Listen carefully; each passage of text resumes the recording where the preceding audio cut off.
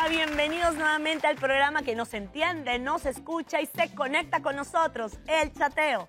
Soy Samar Jordi y quiero enviarle un fuerte abrazo a toda esa gente hispana que nos sigue día a día a través de nuestro chat y también a nuestra audiencia aquí en los Estados Unidos. A partir de ahora voy a estar acompañada de un super panel de expertas que vienen hasta aquí a colocar sus conocimientos y experiencia para responder todas las preguntas e inquietudes que día a día nos llegan a través de nuestro chat. Y escuchen bien lo que tenemos para hoy. Comenzamos con un tema bien polémico y que conmociona al mundo entero. Violencia en las escuelas, control de armas, ni una lágrima más. Luego llega a nuestro estudio una experta que nos va a enseñar a declarar los impuestos en forma segura y efectiva aquí en los Estados Unidos.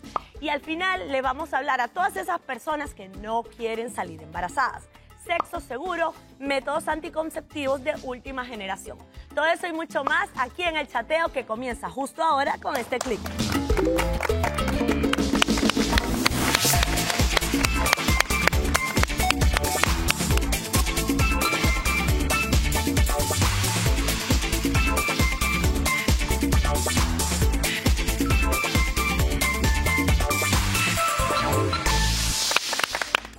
¿Sabías que en los Estados Unidos han ocurrido más de 200 incidentes de armas durante los últimos 5 años? Y que tan solo en el 2018 ya tenemos 17 incidentes con armas registrados. Control de armas y violencia en las escuelas, ni una lágrima más. Ese es nuestro tema de hoy y para desarrollarlo vamos a darle la bienvenida a nuestro panel de expertas. Tenemos a Marcela Gómez, trabajadora social y periodista. Bienvenida, Marcela. También nos acompaña Marlene García, criminóloga y socióloga. Bienvenida. Por este lado tengo a Yugle Rivas, psicólogo y coach, psicocoach Kick, bienvenida. Y también nos acompaña Diane Jauregui, abogada de familia y criminales. Bienvenidos. Bueno, chicas, estamos en el país más seguro del mundo. Supuestamente el país más seguro del mundo. Muchos inmigrantes llegamos a este país en búsqueda de seguridad, como una de las primeras razones para inmigrar. ¿Cómo se explica que el país más seguro del mundo tenga estas cifras tan alarmantes de incidentes con armas en las escuelas? Bueno, también tenemos el factor de que en este país también se facilita el acceso a las armas mucho más que en otros lugares y que somos una sociedad que yo creo hasta cierto punto obsesionada con aquello del derecho por la segunda enmienda de tener acceso a poseer un arma. Y parte de ese es el problema por el cual yo creo que vemos esta situación en las escuelas, en la calle, en violencia doméstica y en otras situaciones que se presentan donde el arma es un factor tan importante. Entonces, ¿cualquiera puede tener un arma aquí en los Estados Unidos? No, no cualquiera. Las armas son reguladas por estado, pero casi todos los estados tienen a los 18 años o los 21 años, dependiendo del estado donde puedas comprar, y los menores de edad con el consentimiento de los padres y algunas otras regulaciones. Ahora, ¿por qué un menor de edad quisiera comprar un arma con el consentimiento de los padres? Bueno, eso viene debido a la sociedad americana que de alguna manera considera que es positivo o que está bien desde hace muchísimos años que nos podamos defender si en algún momento el gobierno decide tomar otras acciones que no sean las que nosotros aprobamos. Eso por un lado es de alguna manera la base de la segunda enmienda.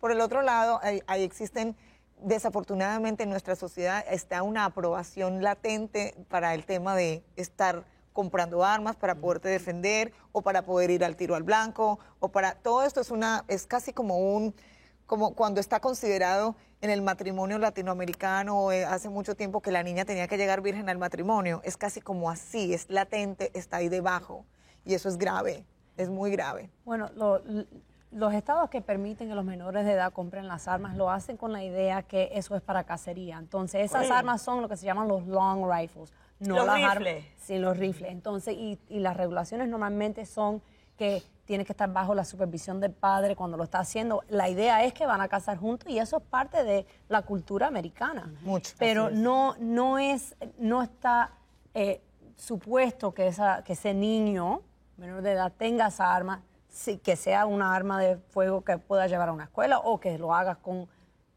solo, o sea, sin la supervisión del padre. Porque se supone que si compraste un arma para un deporte, en el que no estoy de acuerdo, obviamente, que es la cacería, y no estás cazando, no estás yendo a cazar, deberías resguardarla en un lugar seguro para que tu niño, tu adolescente no la pueda tomar para jugar, porque muchos accidentes, ni siquiera violencia en las escuelas, pueden ocurrir accidentes dentro del hogar. Y han ocurrido muchas veces. Muchas veces. Ahora, Muchísimas ¿qué veces. puede motivar a un joven adolescente a llegar a la escuela y tirotear a su compañero de clase? ¿Cómo se explica eso en la psiquis de un niño de esa edad? Esa pregunta es bien importante porque acá el problema que estamos viviendo hoy día es multicausal. Está por un lado el acceso al arma, porque definitivamente no es el recurso como tal, es para lo que está hecho y el uso que le des. Un cuchillo sirve para cortar, pero también sirve para matar, depende de las manos en que caiga, ¿no?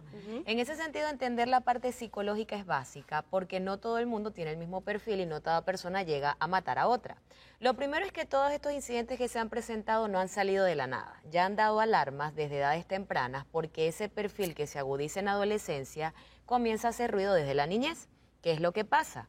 Que hoy en día la manera como se hace la intervención del trastorno de conducta se le da protagonismo al fármaco muchas veces y no se le da protagonismo a la terapia. Y está comprobado que lo que sostiene, previene y puede compensar que ese trastorno no evolucione es el proceso terapéutico. La pregunta sería, ¿qué pasa cuando por X, Y o Z ese niño deja de recibir el fármaco y se desborda el comportamiento? Es lo que vemos hoy en día, que termina en episodios de masacre o de intencionalidad, porque lo importante que la sociedad conozca es que el trastorno de conducta empieza a edades tempranas de forma simple, pero si no se previene y se trata, evoluciona hasta la forma más crónica como un disocial, que es donde existe intencionalidad y alevosía. Y es cierto que muchas veces estas personas, como tú bien dices, hasta en las redes sociales manifiestan intenciones Absolutamente. y nadie se da cuenta, no les prestan atención. Eso Esa es la es, palabra. eso es una de las sintomatologías de la necesidad de atención. Bueno, lo que decía ella es muy importante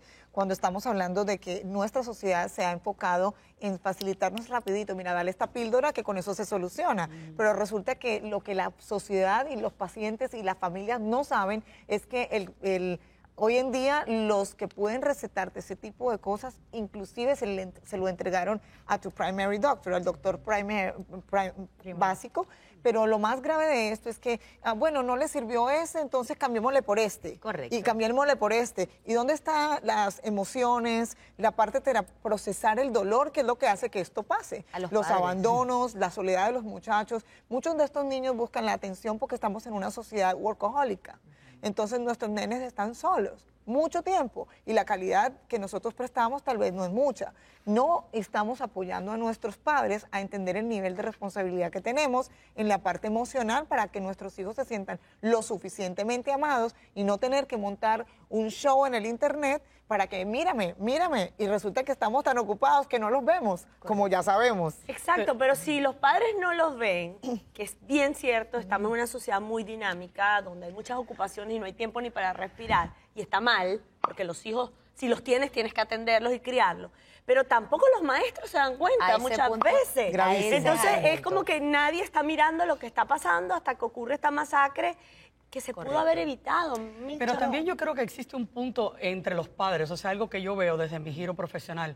Los padres a veces tampoco quieren aceptar lo que está pasando, a pesar de que lo Totalmente ven. de acuerdo. Yo creo que hasta cierto punto es como aceptar de que yo soy parte del problema porque es mi hijo. Claro. Y el yo aceptar de que ese hijo es un monstruo es verme a mí también como un monstruo. Entonces sí existe ese factor de que sabe el padre lo que está pasando, pero tampoco lo quiere aceptar y darle el frente para que su hijo no sea Exacto. marcado. El padre lo sabe, el maestro lo sabe, el atacante lo sabe, los compañeros de clase lo pueden saber. ¿De quién es la culpa real? Control de armas, violencia en las escuelas, ni una lágrima más. Ya venimos con más después de esta pausa comercial.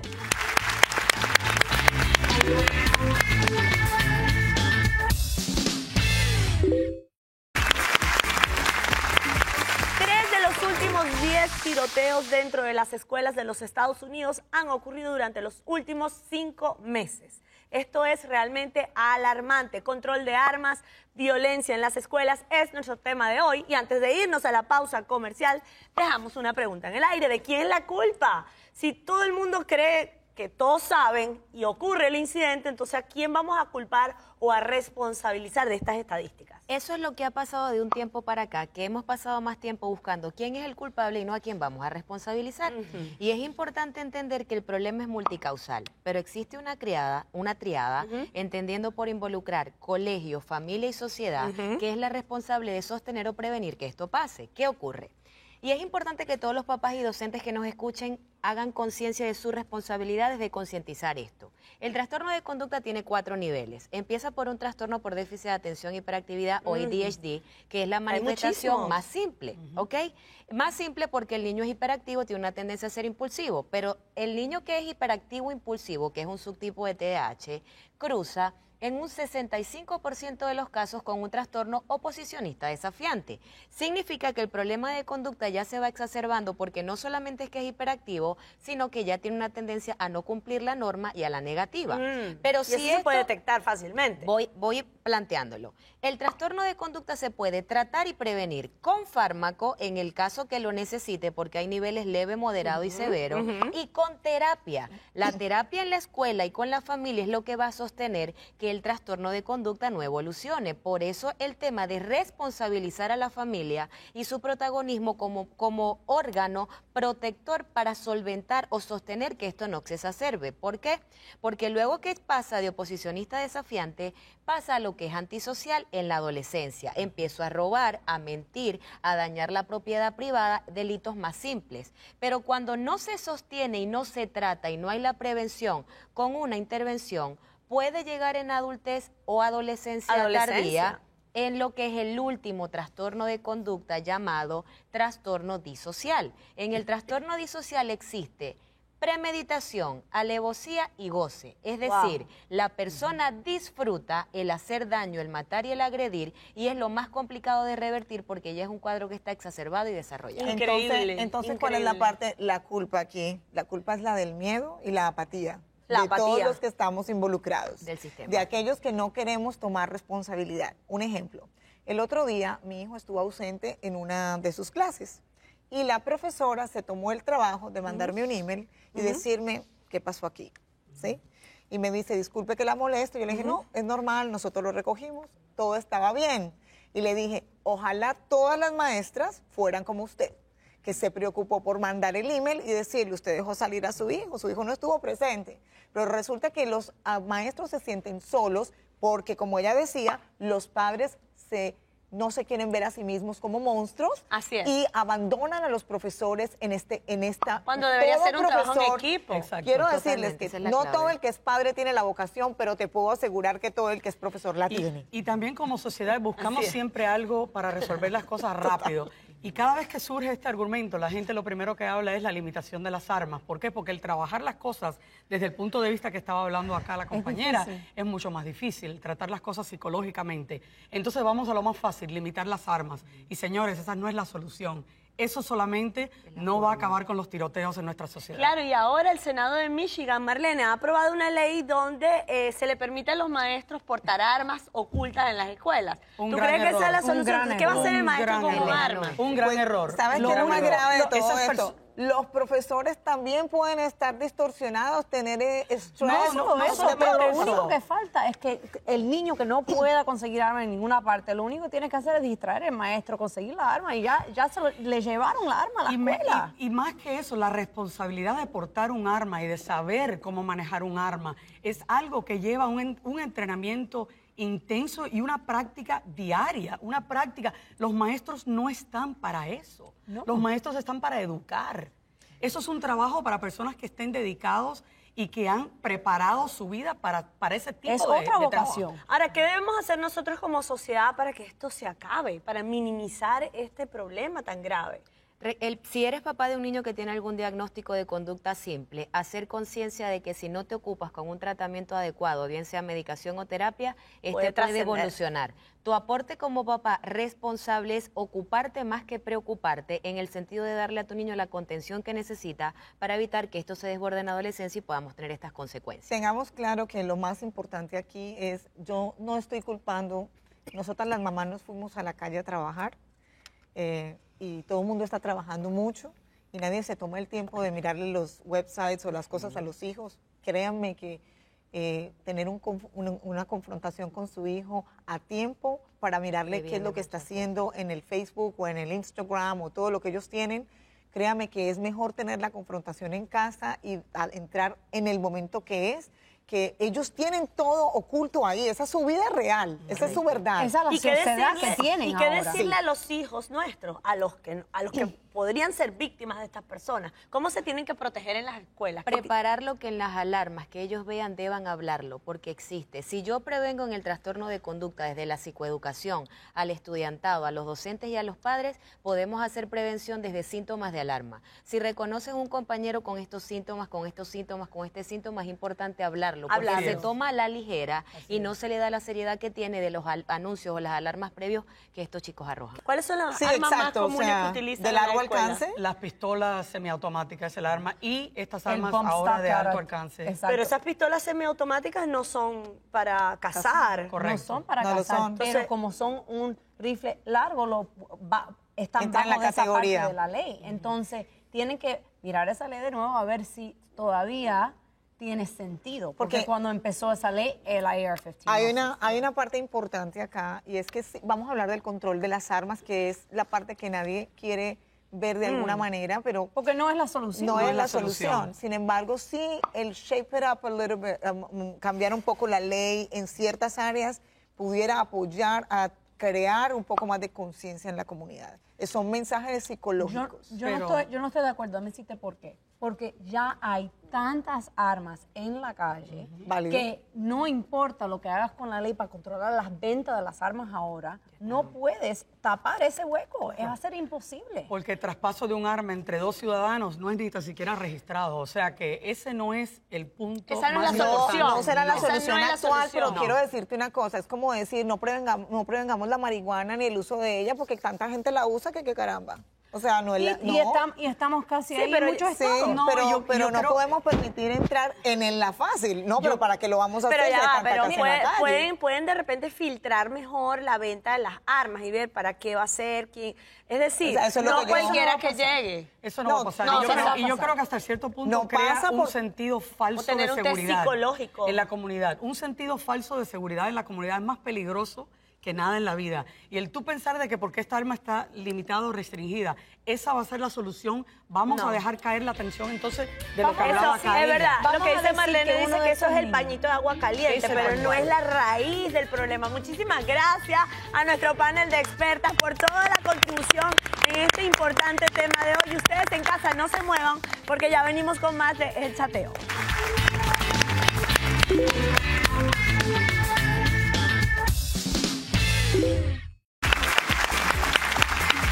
Y bueno, mi gente bonita, seguimos aquí en El Chateo aprendiendo de los mejores expertos para tener una vida más fácil, fluida y feliz. Y ahora nos acompaña una especialista que viene a enseñarnos cómo declarar impuestos en forma segura y efectiva dentro de los Estados Unidos. Ella es Alexandra Ledesma, directora de marketing de TaxCare, una empresa dedicada a prestar servicios contables y financieros aquí en los Estados Unidos. Bienvenida, Gracias, Alexandra. Omar, ¿cómo estás? Gracias. Qué bueno tenerte aquí. Gracias. Tenemos muchas dudas que aclarar y estoy segura que ustedes en casa también, pero antes de entrar en materia de impuestos, que es algo a lo que todo el mundo le tiene pánico, sobre todo una vez al año cuando se acercan las fechas Las fechas. límite, quisiera saber cómo entraste tú en esto. Eres una chica muy joven. ¿Qué te motivó a entrar en esta empresa y Fíjate, bueno, Sama, gracias por la ayudar a tanta invitación. gente? Buenos días. Bueno, fíjate, nosotros somos un grupo de, vamos a decir así, no somos entrepreneurs, somos inversionistas venezolanos que de una u otra forma vimos en la parte tributaria como tal una oportunidad de negocio, sobre todo para ayudar a todas estas personas con desconocimiento de la parte contable. Si bien sabes, es súper complejo. Digamos así, no es tan complejo. Nosotros sentimos un poco de miedo, pero realmente el gobierno americano te brinda muchas oportunidades para que de una u otra forma tú puedas pagar un poco menos dentro de la parte legal. Esas son las cosas que muchas veces tenemos miedo, nos asesoramos mal y caemos en la cuenta de que pagamos mucho más por lo que no debías pagar. Así, aquí los vivos lo pagan muy caro. Aquí hay mucha Es gente que quiere correcto. ser viva y quiere burlarse del gobierno y eso no puede suceder. Pero sí hay cosas legales que podemos aprender para poder pagar menos impuestos y me totalmente. parece muy valioso. Fíjate que hay muchas oportunidades, por lo menos con las personas que tienen niños, pueden hacer sus deducciones. Tienes un familiar que incluso tú le pagas el 50% de sus gastos, que no viva dentro de tu casa, tú puedes deducir. Muchas veces las millas de los carros, la gasolina, siempre y cuando sea utilizada para trabajo. Todo ese tipo de cosas, lo que pasa es que necesitas asesoría de personas que sepan y nuestra recomendación siempre es busquen un especialista que esté con ustedes durante todo el año, porque la planificación tributaria es vital. Si tú llevas con tu contabilidad día a día o mes a mes, no tienes que guardar las facturas, ya los sistemas están automatizados. Tú simplemente con ir a tu cuenta bancaria, el contador descarga todo el sistema y te hace tu, vamos a decir así, tu balance de lo que debes o no debes pagar. Este es un tema bien serio aquí en los Estados Unidos y siempre estamos como corriendo, trabajando, produciendo dinero y en una ola de estrés llega el tema de los impuestos y nos volvemos locos. La gente se paraliza, Sí, se paraliza. prácticamente durante un mes buscando un contador y llegan los contadores a ofrecerte más económicos, paquetes para ayudarte y te prometen que te van a devolver el dinero. ¿Y tú crees que esa es la manera más correcta de hacerlo? Mira, particularmente nosotros tenemos una diferencia muy grande dentro de la competencia. Nosotros además somos una franquicia, tenemos 16 oficinas en todo lo que es el estado de la Florida y estamos buscando ya la expansión ya a todo Estados Unidos. Nosotros le recomendamos a los clientes que simplemente lleven su contabilidad y su payroll, vamos a decirlo así, mensual. Eso te permite como persona o como pequeña empresa o grande empresa planificarte en función de los gastos. Porque de repente ya tú a junio o julio ya sabes dónde estás excedido o qué tienes que hacer para buscar una mejoría. Claro. ¿Qué pasa al final del mes? Viene cualquier persona, te dice, yo te hago los impuestos. ¿Qué pasa con la competencia? Trabajan 3 meses al año. De repente llega un día yo y te hago la contabilidad, te llega una notificación del gobierno americano, del IRS, y cuando vas no está la persona que te hizo los impuestos. Sí. Tú dices, Dios mío, ¿qué hago? Entonces buscas por salir del paso a cualquier persona.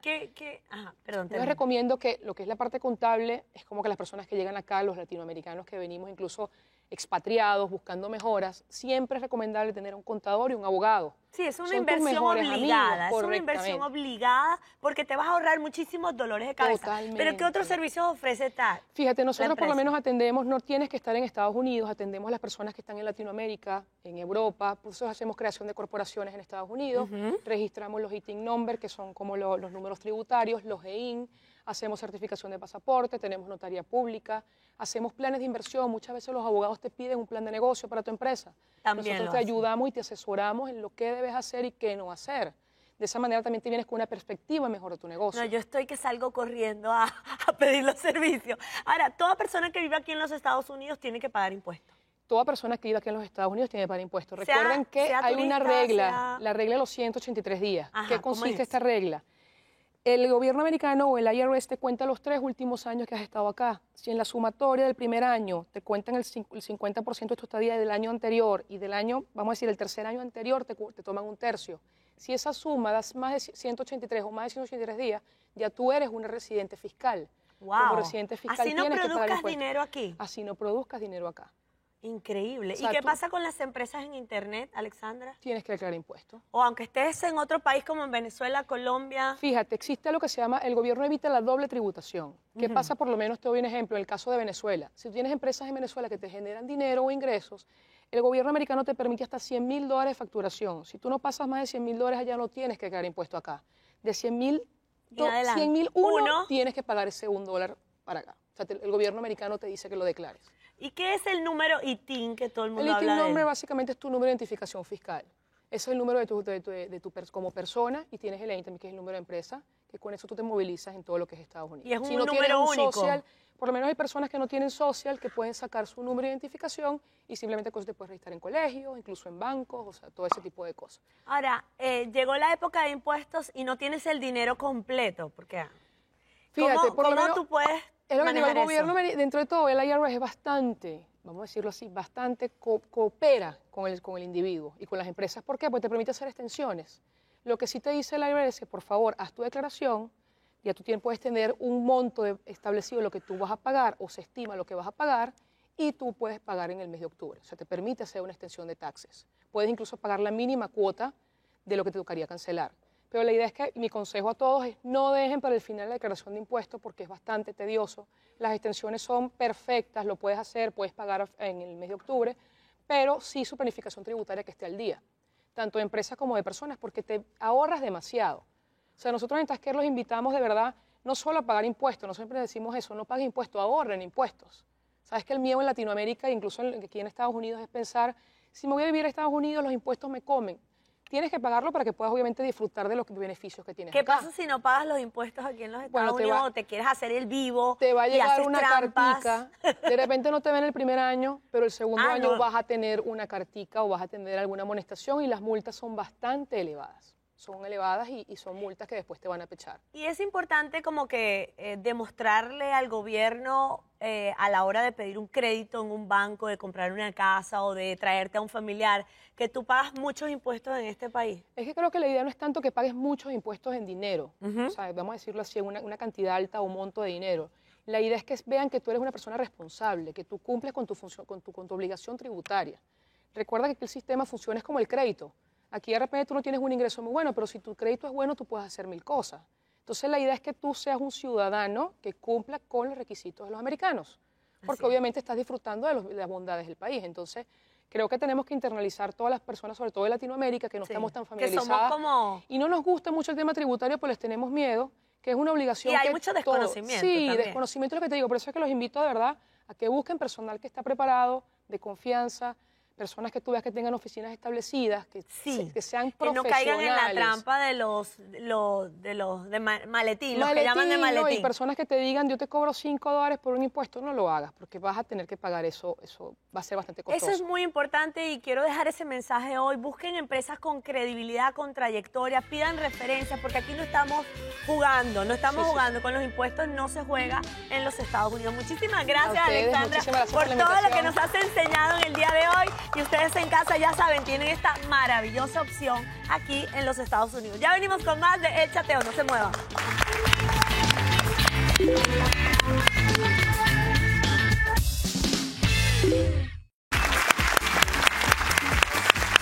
Y seguimos aquí conectados en su programa favorito, El Chateo, desarrollando temas que tanto les interesan y preocupan. Y en esta parte del programa vamos a hablarle a todas esas personas, independientemente de la edad que tengan, que no quieren salir embarazadas. Sexo seguro. Conozcamos cuáles son los métodos anticonceptivos más efectivos. Y para hablar sobre este tema, le doy la bienvenida al doctor Roberto Infante, ginecobstetra especialista en fertilidad. Bienvenido, Roberto. También nos acompaña la doctora Catalina Granada, ginecobstetra del Hospital Jackson Memorial. Y también Pia Bataglia, coach sexontológica y sexóloga. Y bueno, Marcela sigue con nosotras. Ok, vamos entonces a comenzar. ¿Qué es un método anticonceptivo, primero? Cualquier método que impida el embarazo. Ok, sencillo. Históricamente, antiguamente, la gente también se preocupaba mucho y utilizaban siempre una barrera. En el caso de los antiguos egipcios, creo que agarraban piel de animal para proteger el Sí, de contacto. hecho, el primer condón está hecho justamente de vejiga. De vejiga, Sí, eso es. sí, entonces le dan la forma del pene en esa época y bueno, con eso hacían el primer método de barrera. Hasta Wow. piedras creo que Qué colocaron. Bueno, hubo cosas hasta en guetos que se ponían, habían Sí, combinaciones. esto tiene una larga trayectoria. larga, pero bueno. ¿a qué edad se recomienda el uso de los anticonceptivos? ¿A partir de qué edad? Yo creo que depende del momento en que empiezan a ser activos sexualmente. Sin embargo, la preparación y la información para mí debe darse desde muy pequeños. El Colegio Americano de Ginecología Obstetricia dice que las niñas deben ir desde los 12 o 13 años, inclusive si no hayan tenido ningún contacto, si no ¿Deben tengan ir a novios, dónde? a donde el ginecólogo. Ah, ok. Sí, solamente para conocerlo, para hablar con el doctor, para que sepan qué es ir donde el ginecólogo, pero no necesariamente tienen que empezar a haber tenido relaciones desde ese momento. Sino Es duro desde- para un niño de Sí. 12, 13 años asistir con la Sí. mamá, a A su veces con el primer papá, cita. a su primera cita con Pero el es ginecólogo. de alguna manera es una terapia de desensibilización, vamos a llamarlo de esa manera, para preparar al niño a tomar decisiones más educadas en el momento en que quiera tomar la decisión de de emprender su vida sexual. Sobre todo el hecho de que en la casa se están preparando, sobre todo las mamás, la comunicación con la hija, el papá, la comunicación con el papá, con el hijo, y eso, tú sabes, los empieza a sensibilizar. Y no es raro, pues, que se comente en la mesa, fulanita quedó embarazada, entonces aprovechar en ese momento y hablar. Aprovecharlo, me encanta, Roberto, que lo digas, porque es como aprovecharlo en forma orgánica y no, tenemos que conversar, tenemos que tener la conversación, que eso es como aterrador para cualquier adolescente. Ahora, ¿cuáles son los métodos anticonceptivos más utilizados? No los más efectivos, vamos, después pregunto los más efectivos. Ahora los más utilizados, los más populares. Lo más accesible, el preservativo, el condón. El preservativo. Y la pastilla sería como la segunda más común. ¿Cuál les gusta de los dos a ustedes más? Mira, yo pienso que el hecho de que tú utilices un condón tienes mayor protección de las enfermedades de transmisión sexual, que a la larga es lo que más podría arriesgar tu fertilidad, ¿no? Yo, por ejemplo, siempre que voy a explicar de anticonceptivos, siempre les digo, nada es 100% seguro. O sea, ninguno te va a cubrir 100% de embarazo. O sea, siempre va a haber aterradores, qué aterrador. Hay un método que sí.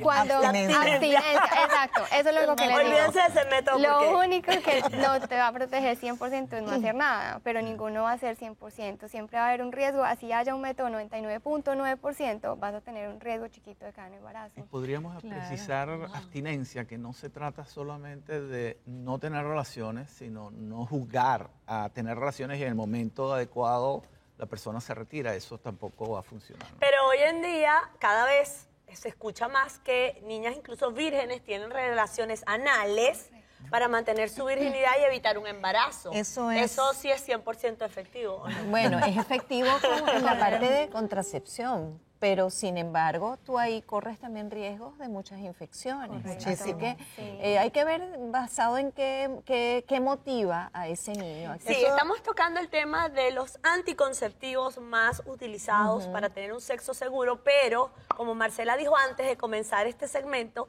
cuando hablamos de sexo seguro también tenemos que pensar en protección de enfermedades de transmisión sexual, ¿cierto? Una de las cosas más importantes que mencionó ahorita el doctor, cuando estamos en la mesa y los niños estamos hablando en aquellas familias que comen juntos, porque también es un fenómeno del día a día.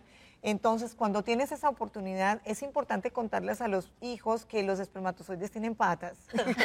Tienen cola, tienen colita. Tienen colita y caminan solitos, aunque el niño decida creer que cuando se retira de la eyaculación tempranamente, supuestamente él cree que así terminó todo. Y resulta que los espermas tienen patitas y ellos se van solitos. Y la niña de todas maneras puede quedar embarazada. Sí, inclusive eso me parece muy importante porque está profundamente instaurado en la cultura de los adolescentes que cuando eyaculan afuera, en el momento en que van a eyacular, extraen el pene y eyaculan afuera, se evita el embarazo. ¿Eso es cierto o no es cierto? No es cierto. No es verdad, pero hay un riesgo de 24% que dan embarazo haciendo eso. Además, o sea, hay una alto. parte que tiene que ver incluso con que el varón de alguna forma lubrica y en esa lubricación se puede arrastrar espermatozoides de una anterior eyaculación, por ejemplo. O de la misma, Así que es un o la proceso, misma, ¿no? claro. Que es un proceso de emisión. Pero lo que hay que señalar, o sea, hay cosas que se han mencionado en la mesa y quiero sacarlas, ¿no? A ver.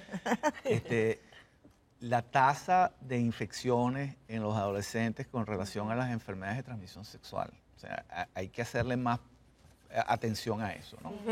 Nosotros sabemos que 2 de cada 3 mujeres en edad reproductiva tienen el riesgo de tener una infección pélvica a lo largo de su vida reproductiva. Y esto está unido a este estilo de vida, donde las relaciones sexuales pueden permanecer sin protección, ¿no? Y eso es quizás lo que nosotros después vemos en la consulta de fertilidad, que son personas que tienen las trompas infectadas, obstruidas, los muchachos tienen los conductos diferentes obstruidos, están afectados en diferentes lugares y eso sí compromete su Es decir, que ustedes como ginecólogos, cuando un paciente llega porque lo que quiere es protegerse de un embarazo, siempre le dan prioridad al tema de las enfermedades de transmisión sexual. O sea, embarazo más enfermedades de transmisión eso sexual. va junto, definitivamente. Y por eso cuando uno está con adolescentes, pero no es nada más adolescentes, es jóvenes y adultos de edad. No saben.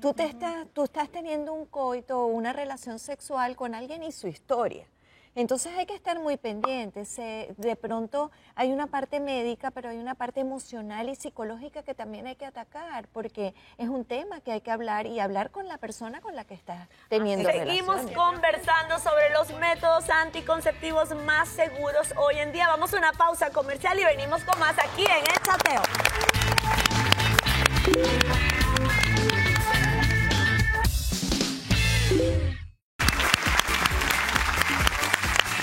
Conectados aquí en el chateo hablando sobre sexo seguro. Conoce los métodos anticonceptivos más efectivos. Y antes de irnos a la pausa comercial, dejé una pregunta en el aire.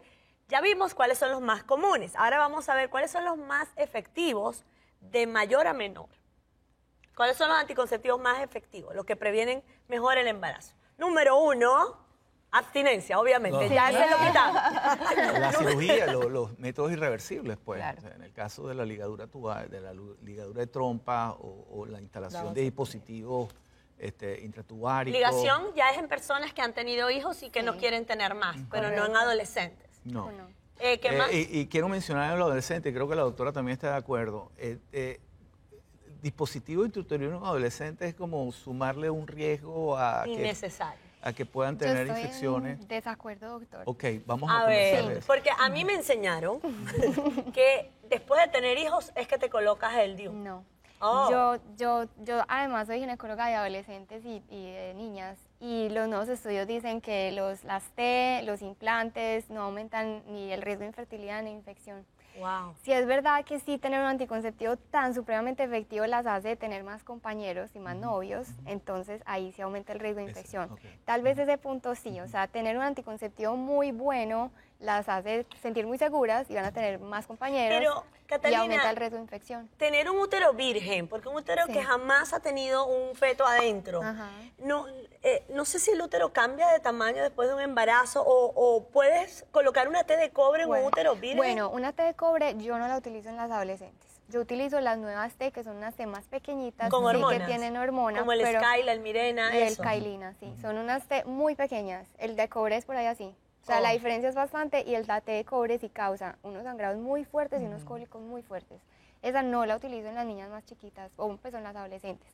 Pero los nuevos métodos sí son, no tienen la niña no tiene que hacer nada, no se tiene que acordar de nada, no tiene que ir donde el médico cada mes a que la revisen o a que le pongan la inyección, que nos faltó ese método, por ejemplo. Exacto, pero creo que es el más utilizado el que está más en la cabeza de las mamás, el implante o la inyección. Claro, para asegurarse que la niñita no quede embarazada. En algunos casos, personas con disabilidad, la familia tiene una carga tremenda. Entonces ellas los llevan, no importa qué, por favor, póngale un método, porque ella no se puede controlar y no sabemos cómo controlarla. Y también puede ser, porque hay que analizar un poquito el nivel de responsabilidad de la niña en otros aspectos de su vida, de la niña y del niño, para poder hacer también como un chequeo en cómo podría ser en esa área. Porque si tenemos unos adolescentes que de alguna forma ni se acuerdan de las cosas que tienen que hacer y suele ocurrir en muchos aspectos, hay que tomar en cuenta que cosas como en una pastilla anticonceptiva se les puede pasar. sí. Entonces la educación Sí. es más integral, hay que saber, yo estoy de acuerdo que puede ser que abras una puerta para que tengan más variedad de parejas, pero también hay más seguridad en cuanto al embarazo. Yo creo que la información tiene que estar acompañada de educación amplia y hacerle Correcto. entender que, bueno, que también ahí en el intercambio fortuito se están intercambiando más que fluidos. Así es, y que cada caso es particular, me imagino, porque Correcto. de repente se encontrarán a la niñita o a la adolescente disciplinada que seguramente se va a tomar su pastilla diaria y de repente hay otra que no, que le Qué conviene variación. más Así es. otro método. Ahora, siempre estamos cuidando a las mujeres. Ahora, ¿qué métodos anticonceptivos pueden tener los hombres? Porque ellos también son corresponsables de un posible embarazo. Corresponsables. Bueno, todos hablamos de los preservativos. Hay un trabajo que me llamó mucho la atención, que es la migración de campesinos en China durante la época de las cosechas con el algodón. Observaban que cuando estas personas regresaban a su casa después de 3, 4 meses, no habían ocurrido embarazos. Y observaron inmediatamente que tenían el hábito que durante la cosecha ellos se metían la semillita del algodón mientras trabajaban, los hombres, ¿no? Esta semilla encontraron que había una sustancia que se llama gocipol, que además de que se utiliza para la malaria, se utiliza como anticonceptivo en China.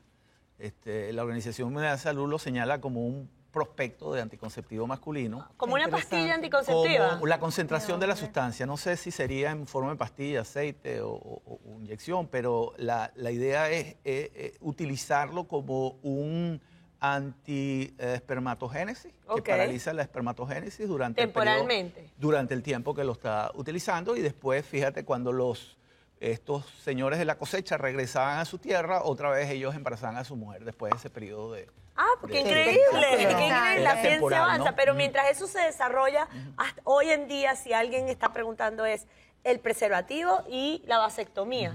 Sí. Ya no hay Básicamente. más. No hay más. Por ahora estas son las opciones. Pero, que existen. pero en el preservativo hay que tener mucho cuidado. Yo siempre voy hacia los muchachos porque normalmente estos muchachos cargan con su preservativo metido en la cartera. Ojo, los preservativos tienen fecha de vencimiento. Ojo, los preservativos Se son de, rompen. de En la látex y el cartera producto no los se daña. pone. no se debe de poner, se dañan con el calor. Sí, Además, los muchachos cargan esa cartera en la parte de atrás de un pantalón. Por favor, no quería irme sin decir que los muchachos tienen que estar muy pendientes. Yo no quiero irme sin hablar de una parte muy importante que hablamos fuera de micrófono, si no la mencionamos suficiente, y es el sexo anal. Y cómo las niñas, por preservar lo que ellas consideran virginidad, están utilizando el sexo anal sin darse cuenta del riesgo tan elevado, primero de infección. Si tú llegas a estar expuesta a una infección de transmisión sexual, puede entonces afectarte inmediatamente, lo que quiere decir tu fertilidad. Pero la otra parte de todo esto es que es una mentira el creer que porque tienes sexo oral y anal, entonces ya eres virgen y entonces no hay rollo, pero lo hay, porque por detrás, como dirían popularmente, es uno de los focos de infección, y que me corrijan los doctores, más grandes que hay. Así es. Sí, y utilizan a veces el mismo condón para la vagina. por delante y por detrás. No, nada eso que sí es ver. grave. Ahora- Gravísimo. Otra pregunta. Me encanta la acotación y estoy totalmente de acuerdo con ella. La píldora del día siguiente, que es tan popular. ¿La gente puede mantenerse tomando la píldora del día siguiente? No, la píldora al día siguiente no es un anticonceptivo. Eso por eso se llama plan B. O sea, es Es algo una emergencia. Es una emergencia y solamente funciona en las primeras 72 horas. O sea, Después de 72 horas ya. la efectividad es muchísimo menor. Y en esas 72 horas tampoco la efectividad es del 100%. O sea, que esa ventana es, por eso se llama el día después, o sea, o la hora después debería ser, algo así, debería ser rapidísima. Pero, o sea, no es que tengan algún riesgo de tomarla muchas veces, la verdad, pues, anatómicamente, las va a desarreglar el ciclo, van a estar irregulares, pero no es algo que... Entonces, ¿cuál se sería debe el más utilizar. seguro? Los más seguros, ya quitando los preservativos, las pastillas anticonceptivas, la abstinencia, ¿qué otro? ¿El Nuvaring o Bueno, los en DIU? orden. O sea, en orden como de efectividad de arriba para abajo sería el implante del brazo, 99.9% efectividad. Ligado, como si estuviera ligado, claro. Wow. Buenísimo. Y dura ¿Y cuánto 3 años, dura? 3 años. Sí. Ah, ¿Cuál era eso el que es- se llamaba de 5 años? ¿Engorda Ese o es no el engorda? Norplan de Colombia. sí. ¿Engorda o no engorda? ¿Te hace aumentar de peso, sí o no? Mito. ¿Mito? No, o sea, tiene progesterona. La progesterona te puede hacer hincha. sentir un poquito más de hambre, entonces pueden comer un poquito más. Pero no es que el anticonceptivo te engorde. Ok. Esa es una de Otro, las cosas. después de los implantes, La T. la T. La T, pero con las hormonas. Sí, o sea, están todas como en el mismo nivel, pero para más jóvenes y más adolescentes se utilizaría la que tiene hormona, que son más pequeñitas. Y duran 3 años y 5 años. Ok. Sí, la opción Ok. es, o sea, el cuidado de la paciente es mínimo y es el método más efectivo. ¿Cuál es el último anticonceptivo que ha salido al mercado? El último, antes de que salga El Gocipol. el Gocipol. Estos ¿Hasta ahora? dos que acabé de mencionar, la Estos T y dos. el implante del brazo. Bueno, lo más importante a ustedes en casa que nos estén viendo es que asistan con sus hijos a un médico, a un ginecólogo, que los pueda orientar en forma efectiva sobre cuáles son los métodos anticonceptivos más seguros que hay en el mercado y sobre todo, como dicen nuestras psicólogos, conversen con sus hijos, denle apoyo, Yo creo que tengan una conversación abierta porque en la prevención está el éxito. Muchísimas gracias a todos nuestros participantes por haber contribuido en forma maravillosa con este tema y ustedes siempre síganos día a día a través de su programa favorito, El Chateo.